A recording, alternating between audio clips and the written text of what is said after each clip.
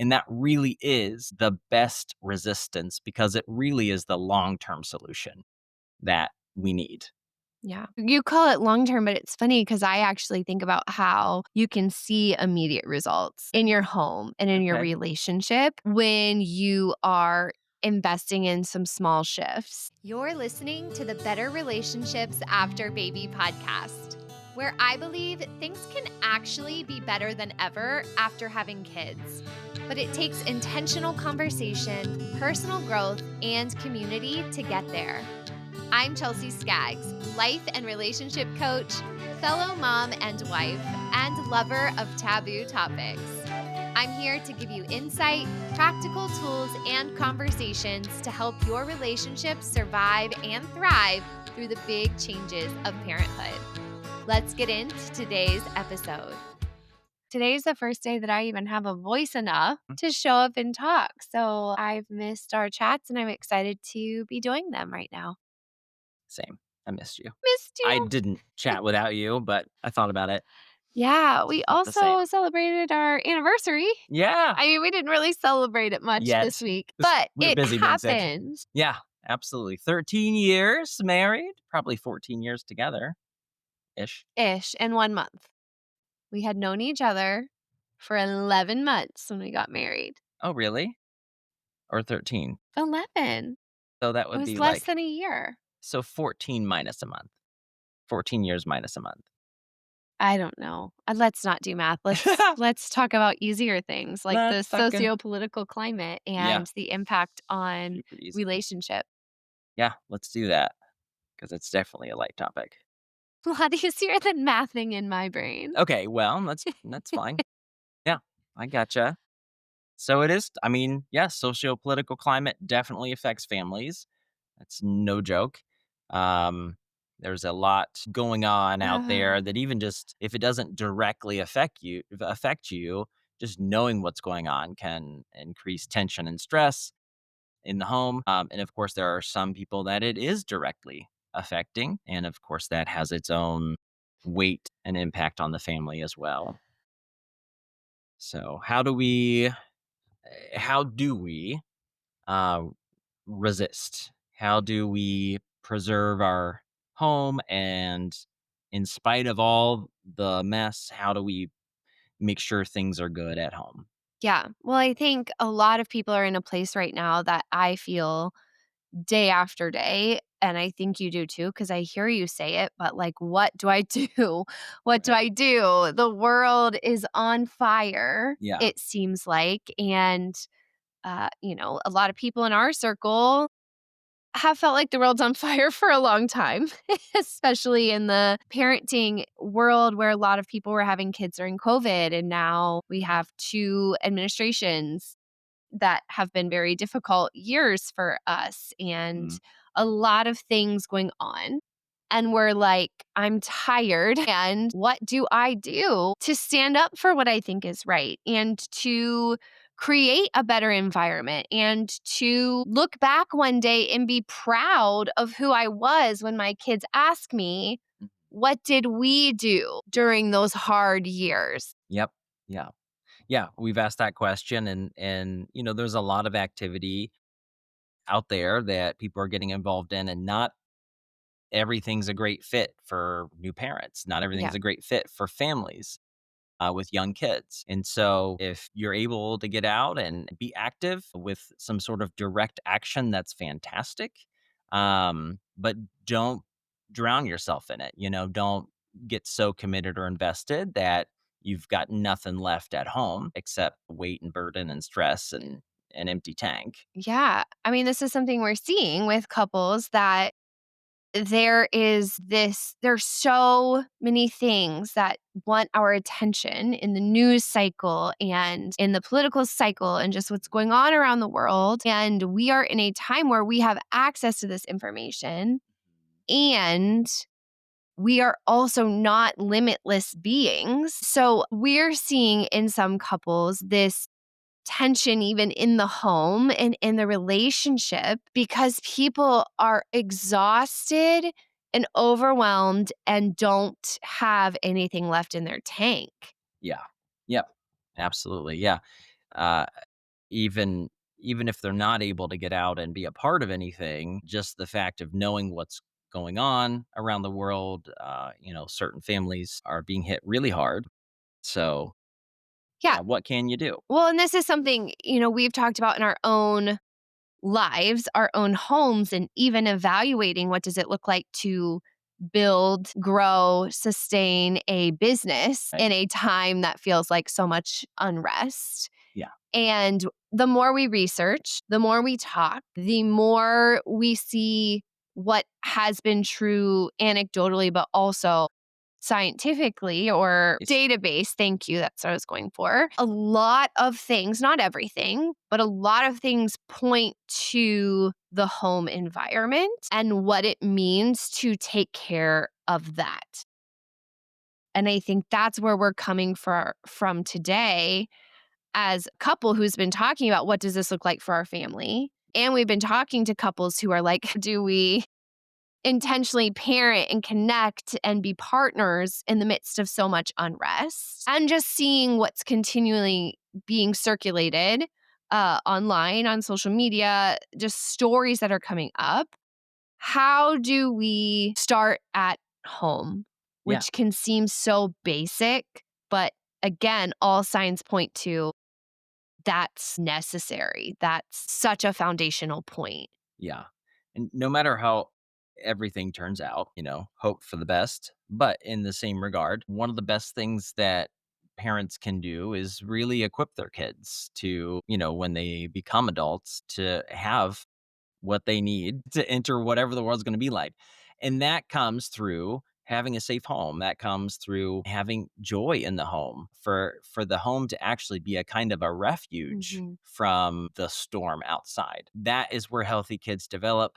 And that is where you're going to get strong, resilient adults that come from those kinds of homes. And so, one of the biggest acts of resistance for new parents may not be going out to a protest. It may not be going to some town hall meeting. It may be bringing joy to your own home and protecting it from all the outside noise. Yeah. So I'm thinking about this. I'm actually thinking back to the No King's Day protests and on Threads, which is my favorite social platform right now.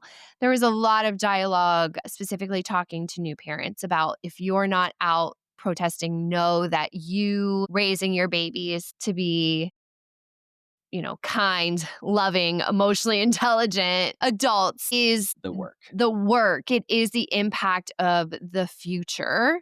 Yeah. And I want to say that I think everyone has different places in different seasons. Yeah. The place you're in this season might not be forever, and the place you've been in a different season might not be your place in advocacy and just those justice oriented spaces. And the home base is kind of always part of that. Yeah. Yeah. That's true. And I think that, what we're looking at is there are some urgent things to address, but there are also long-term things to address. And raising your children in a safe home with hope, with comfort, with connection and presence, that's the long term, right? We've got urgent needs and we Mm, have long term needs. And so maybe you're not able to be on the urgent front lines, and that's fine, because once that season has passed, the longer term needs, really come into play. So you're in the long game if you're a parent, and your work is really to provide your kids what they need to be able to thrive in the world, no matter what it is. And like Chelsea said, the kindness and social emotional intelligence, like the things that are lacking, that are blaring so loud right now in the world. We know what the better option is. And so do that thing, raise yeah. your kids with those values and those experiences. And that really is the best resistance, because it really is the long-term solution that we need. Yeah. You call it long term, but it's funny because I actually think about how you can see immediate results in your home and in your Okay. relationship when you are investing in some small shifts. Yeah. That's true. Yeah, absolutely. Yeah, because I have definitely had some days where I've been so caught up in the news that I have been worthless to my family. And there have been days that I have cut it all out, all the news or anything related, and just shown up for my family. And that is an immediate game changer. Yeah. And that's not every day, right? Like we don't have a perfect balance. I don't think we don't have a formula to say this amount of hours engaging and this amount of hours not. Yeah. Um, but Probably a bit of self awareness. Like, hey, yes. I feel like I'm getting a little lost in this stuff. I need to back away. Yeah. This is a time to Hmm. be having that self-awareness or And to have those boundaries. yes. Yeah. Yeah, I really liked something you said earlier as we were talking through this. You said stress is sticky and sometimes you have to choose fun on purpose. Yeah. Can you share a little bit more about what you were thinking behind that? Yeah. Whenever in stress, stress kind of perpetuates itself, and it's hard to stop thinking about stressful things once you're in that mode. And sometimes it just takes an interruption. Mm, you can't like walk yourself out of it because it just keeps pulling you back in. It keeps triggering you. And so have a big change like, hey, I'm gonna put this all on the shelf. Let's go out for ice cream or fly a kite or go for a bike ride or go bowling or something that is totally safe and fun, and we can leave all this stuff in the dust for a bit. yeah. And I think that's a pattern interruption. Yeah. We left a couple other notes here of some ways to lower tension. Not everyone has the privilege of tuning out Yeah. some of the shit that's happening in the world right now. Yes. As a heteronormative white family with two blonde haired kids, American born. American born, Yeah. Midwest, middle class, like Yeah. we carry a lot of privilege with that. Yeah. Yeah. And a lot of insulation protected. Yes. And so I recognize that not everyone has the privilege of tuning out. I'm not sure how to reconcile that. Right. What I do know is that having boundaries and pockets that aren't all consumed by trying to save the world Hmm. is important and is powerful in shaping the future. Yep. But it doesn't mean turn a blind eye and never tune in. Right. Yeah. That's really good. Yeah, and I think, you're touching on there are families that are being horrifically directly impacted by some of this administration's choices. Yeah. And I mean those things are truly horrifying and that's not to be taken lightly at all, Right. right? And may all of us that have the room and the privilege and the room to breathe and move be able to stand up for them and help them. And the folks that are there, if there are any listeners, our heart goes out to you. I mean, it is, I know there are some supports out there and things, but keeping your own head straight and your sanity in place is essential. Yeah. I think a lot about what makes our home a place that can care for others, Yeah. a refuge, not just for us, but for Mhm. others. I think that is a way that, like, hospitality and opening our home and our space and having those connections with people Yeah. is a way that you and I feel propelled to make the world a better place. Yep. And in order to do that, the connection, the strength of our relationship Hmm. that guides the temperature of our home Hmm. and that which our children see Yeah. and that which their friends that I hope and pray every day they bring into our home Hmm. because it's a safe place, Yeah. what they see has the power to make a huge change. Yeah, and that's so true. I mean, again, that's another act of resistance. I remember as a child growing up, there were a few moments, that it was a teacher or a neighbor exhibited something I didn't see at home. There was a time that I had a neighbor who had a babysitter who was deaf, and all I remember is just her she was for me, it was the first time I really had an interaction with a deaf person, and she wrote a note, And just her energy, her presence was so kind. It made a huge impact on me as a kid. And it was a great sort of first impression of someone that had hearing loss, or, was deaf. I'm not sure to what degree, but she, wasn't talking. And so that was powerful, but then also teachers, teachers that believe in you. There's a lot of teachers out there. Chelsea and I both worked in the school as teachers, and there are lots of kids who don't get the things at home that they need. And so if you're able to create a home, if you're able to have a good relationship with your spouse, develop that so that it creates the right environment, the right energy and atmosphere in your home, that your kids are happy and healthy and that their friends can come over or you have friends that can come over and find some of that same safety and find some of that same belonging and connection. That is powerful. We know, I mean, science shows us that the the best outcomes for human beings is not people living through conflict or neglect or lack. When people have the resources they need, the love, the support, the inclusion they need, they become the best adults they can become. And so that's what's really powerful about being parents in a home is you're literally setting the tone for that. And I don't know that a lot of people understand the magnitude of how powerful it is, the kind of impact you make on the world. I remember as parents, I remember thinking, I want to change the world. I want to change the world. And I spent a lot of time thinking about that, especially when I was younger. And I just kind of came to this place of like, I can go out and I could, get like a following and have a thing. And I remember being in the church seeing pastors who were elevated and really looked on as just something great. They were just really looked upon as role models. And then come to find out, they were having an affair or multiple affairs, or I literally walked in on a pastor in his office having an affair. So it really kind of shook me as far as like, oh, should we be looking up to these people? But at the end of the day, it's not the people that get the biggest following that necessarily make the biggest impact. You are going to make the biggest impact in the lives of the people who are closest to you, especially your children. They are in their most formative stages when they're children. When they're grown, they're less influenced, they're less moldable. And so one of the best equations for making the world a better place is to raise healthy children.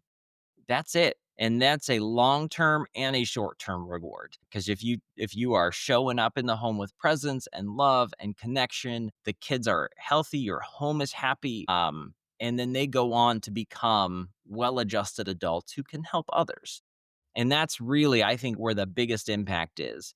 So I had, after idolizing a handful of religious leaders in the Christian world and really seeing the cracks in their own way of life, their own integrity, it kind of made me think like, what's the point of being this a great leader if you can't show up at your own house for your own family? So I just decided that I just want to be a good father to my children. That is the impact I want to make in the world. And I think that's going to have much more lasting effects and depth of impact than anything else. And so, more than ever before, this is critical. This is important because of the times we live in.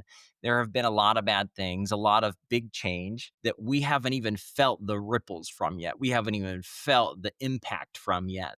And as those things sort of play out over the next decade or two, we're going to see a lot of families that are going to be hit hard. They're going to feel pressure. They're going to have safety nets that won't be there that they thought were going to be there and support that's not there. And it's so important then to show up because the system, I think we can probably count on the system not being there for people in the ways that it has. And so when the system's not there, humanity sort of needs to just step up directly. And so having a healthy family, raising healthy kids, and having a healthy relationship with your spouse is some of the most powerful acts of resistance that's possible. But if you're not able to be involved in protests or town hall meetings or uh, you know, going out and getting petitions signed or any of the political kind of stuff, um, just raise your kids well. love your family well. No matter what degree of bullshit you're feeling from the outside or experiencing from the outside, create protected spaces where your family can be safe together. And maybe that's, just gathering at night and reading a book or talking to your kids and asking them, how they feel and what's going on in their lives. So that's going to be powerful, showing up with that presence, with that love, and don't feel like you're not doing enough because my God, it is impactful to raise healthy kids. One last note, I was a psych major at Purdue, and I think it was like a light bulb moment for me to realize that so many of our issues today caused by grown-ups can be traced back to childhood trauma or neglect. And if everybody just had healthy families, the world would be a hell of a lot better place in this next generation. And so resist by being great parents, great partners to each other, and doing the work at home. If you enjoyed this episode, I would be so grateful if you take a minute to help spread the word. As a small business owner, shares and reviews go a long way. So, share this episode with a friend, share it on your social media, and please leave a review if you haven't done so. This helps these messages get to more mamas, and you guys, that's how we change the world.